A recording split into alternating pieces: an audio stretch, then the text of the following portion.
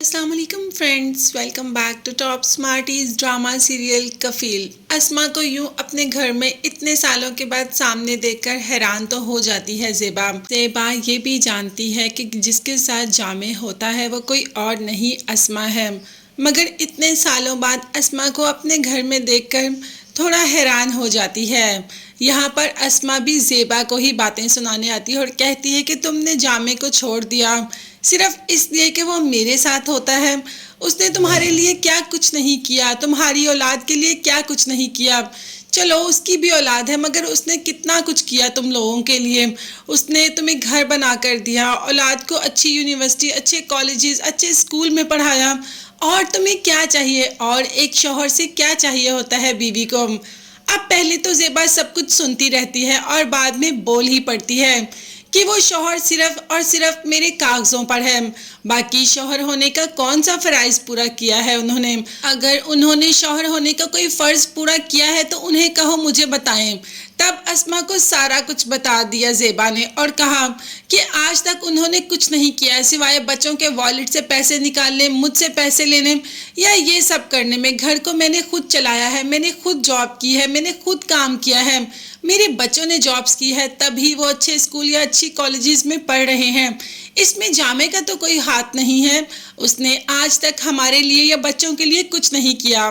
जामे सिर्फ यहीं तक नहीं रहता, सुबुक को भी बुलाता है और कहता है कि माँ से कहो कि खुला का केस वापस ले ले। जिस पर सुबुक ने कहा कि बाबा अब तो ऐसा कुछ भी नहीं हो सकता। आपने सारी ज़िंदगी हमें बहुत तंग किया और सबसे ज़्यादा दुख तकलीफ़ हमें तब हुई जब आपने अपने बच्चों के वॉलेट से पैसे ही लेने शुरू कर दिए। आप मुझसे मांग भी तो सकते हैं, मेरा फ़र्ज़ है आपको देना, मगर आपने ऐसा कुछ भी नहीं किया। खैर, जामे को अभी भी इन बातों से कोई फ़र्क नहीं पड़ रहा। उसे फ़र्क पड़ रहा है तो सिर्फ इस बात से कि ज़ेबा और बच्चे घर वापस आ जाएं, ताकि उसकी वही अय्याशी दोबारा से चल पाए, ताकि उसे वैसे ही पैसे मिलते रहें, टाइम पे खाना मिलता रहे, कपड़े धुलते रहें, इस्त्री होते रहें। और उसे कोई मोहब्बत नहीं, ना तो अपने बच्चों से और ना ही ज़ेबा से। बच्चे तो उसकी छोटी छोटी खुशियों में खुश होने वाले हैं।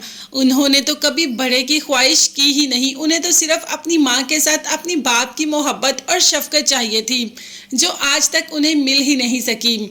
मगर ज़ेबा ने बाप की शफकत भी दी और माँ की मोहब्बत भी दी। बच्चे जो कि इतने अच्छे हैं और इनकी परवरिश इतनी अच्छी हुई है, आज तक वो एहसास कमतरी का शिकार नहीं हुए, सिर्फ और सिर्फ ज़ेबा की वजह से। खैर, अस्मा ज़ेबा की बातें सुनकर जामे के पास चली जाती है और कहती है कि तुम इतने बुरे शौहर और बाप होगे, मैं कभी सोच भी नहीं सकती। जिस पर कहता है जामे कि उसने तुम्हें अपनी तरफ भी कर लिया। नहीं, मैं सब देख कर आ रही हूँ।